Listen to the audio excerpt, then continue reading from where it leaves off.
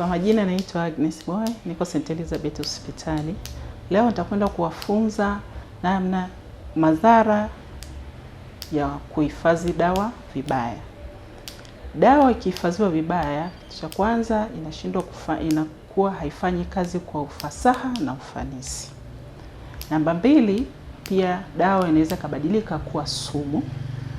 Inakuwaje sumu? Ni pale ambapo inashindwa kuhifadhiwa vizuri katika uhalisia wake. Kwa mfano, kuna dawa zingine zinatakiwa ziwekwe kwenye jokofu au zingine unakuta zimewekwa kwenye joto la juu.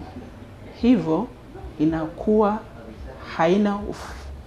inabadilika na kuwa sumu. Kwa mfano kama insulin, magonjwa ya sukari.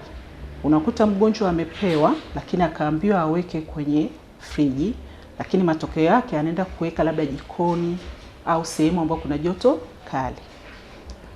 Na kitu kingine, hiyo dawa inaweza pia ikaleta madhara, kupelekea maambukizi mengine mapya, kwa sababu unaweza ukajikuta unaharisha, unapata kichefuchefu, kichwa kinauma, lakini hapo ulikuwa hujui ni kwa nini hivyo vinatokea. Kumbe ni kutokana na jinsi ile dawa ilivyokuwa imehifadhiwa vibaya.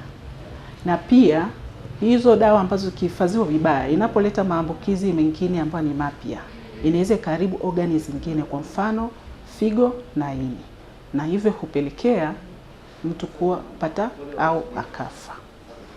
Nyingine, unakuta dawa inapohifadhiwa vibaya inaongeza gharama za matibabu.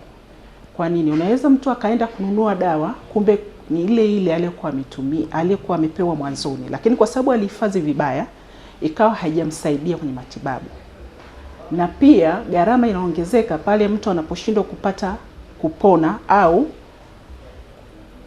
anashindwa kupona, mwisho anakuta amelazwa hospitali. Hivyo gharama inazidi kuwa kubwa ya matibabu. Je, utajuaje hii dawa kwamba imeharibika? Kwanza, dawa inakuwa imebadilika muonekano wake. Unakuta kama ni dawa ya vidonge, nyingine unakuta imevimba au kama inameguka.